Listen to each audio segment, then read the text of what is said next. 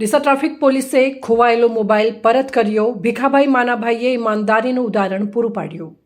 Deesa traffic પોલીસના કર્મચારી ભીખાભાઈ માનાભાઈએ ફરી એકવાર ઈમાનદારી અને ફરજ નિષ્ઠાનું ઉત્તમ ઉદાહરણ પૂરું પાડ્યું છે। તેમણે ખોવાયેલો એક મોબાઈલ ફોન તેના મૂળ માલિકને પરત કર્યો હતો। પ્રાપ્ત માહિતી અનુસાર 2 દિવસ પહેલા એક મોબાઈલ ફોન ખોવાઈ ગયો હતો। મોબાઈલના મૂળ માલિકે ભીખાભાઈનો સંપર્ક કરીને જાણ કરી હતી કે તે ફોન તેમનો છે। ભીખાભાઈએ તેમને ખાતરી આપી હતી કે જો મોબાઈલ તેમનો હશે તો તે સુરક્ષિત રીતે તેમની પાસે છે। ભીખાભાઈએ મોબાઈલ માલિકને આધાર કાર્ડ સહિતના જરૂરી પુરાવા સાથે હાજર રહેવા જણાવ્યું હતું, જેથી યોગ્ય ચકાસણી કરીને મોબાઈલ પરત કરી શકાય। આ સાંભળીને મોબાઈલ માલિકે રાહત અનુભવી હતી।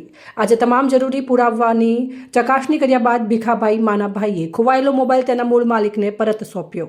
મોબાઈલ પરત મળતા માલિકે ટ્રાફિક પોલીસનો આભાર વ્યક્ત કર્યો હતો। ઉલ્લેખનીય છે કે ડીસા ટ્રાફિક પોલીસના ભીખાભાઈ માનાભાઈ વર્ષોથી રસ્તા પર મળી આવતી કિંમતી ચીજ વસ્તુઓ જેવી કે મોબાઈલ, પાકીટ, દાગીના વગેરે તેના મૂળ માલિકો સુધી પહોંચાડવાનું કાર્ય નિષ્ઠાપૂર્વક કરી રહ્યા છે।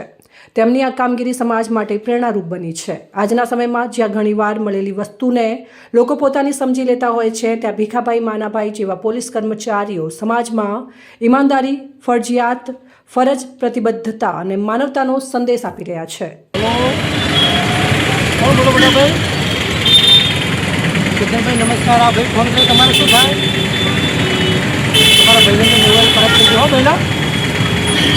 આ ભાઈને આપવો પહેલાં? હા। શું નામ તારું?